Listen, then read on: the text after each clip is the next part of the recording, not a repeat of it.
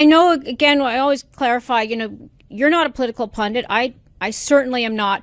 But you're in a situation now where others, we've already had a couple of names come forward, will be seeking this role.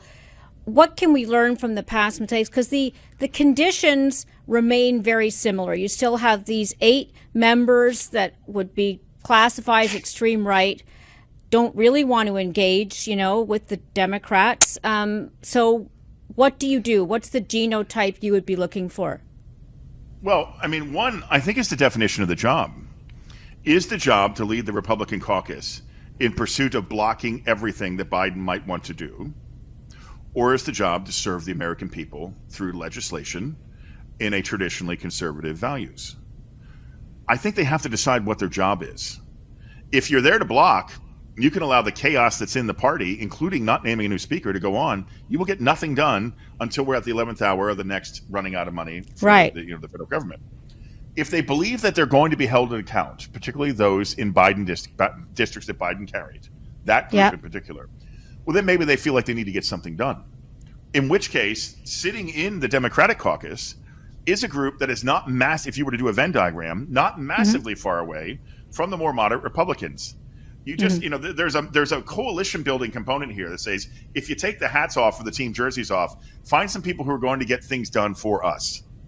And work with them. That is one way. It's more centrist. It's more moderate. You are definitely saying to the extreme version, you're out unless you come closer to us, but we're not moving any closer to you. That would be a choice. I'm certain that in the organizational context, people really want to know what they can count on, and being surprised typically generates anger and future mistrust. Whoever comes in, I think, can not just be a platitude machine, but also cannot start out on the offense on the first day. I mean, to get anything done now, they are facing the reality that if they're going to excise the extremist, they're going to give more power to the Dems than they did in this round. Because then in exchange of that, they will count on Dem votes, right? And get things done. And if it means that we will come back more towards the middle, so be it, right? I mean, again, but that's in the eye of the beholder. There may be parts of their constituency who are like, oh, no, you need to do nothing with them. Whereas others might say, careening to the potential of default, careening towards a government shutdown. At the end of the day, seniors need money, kids need insurance, people need food. We have to make sure that the federal government is running so we can defend ourselves. Could you please get that done?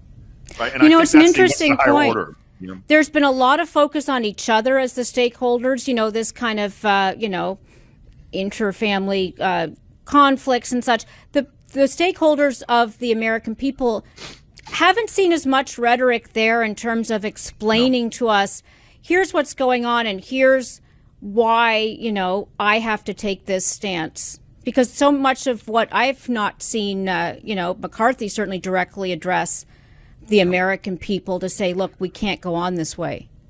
I think, interestingly enough, the American people are more like shareholders now. Right. So they get a proxy vote. They get a vote every year to say how we it's have to just forward. We go to the meeting and we protest and are sent home. Is that it? That's right. We need proxy. We need a proxy count. But I mean, this is one of those things of, when did we start accepting that they were there to do nothing other than do business with themselves? That to me is again. Remember, we were talking about Senator Tuberville previously. The question of who moved the goalpost and didn't bother to tell the people that elected them. It would be helpful if we came back saying, what is the end goal for this Congress? Is it blocking Biden, or is it getting something done that serves the people?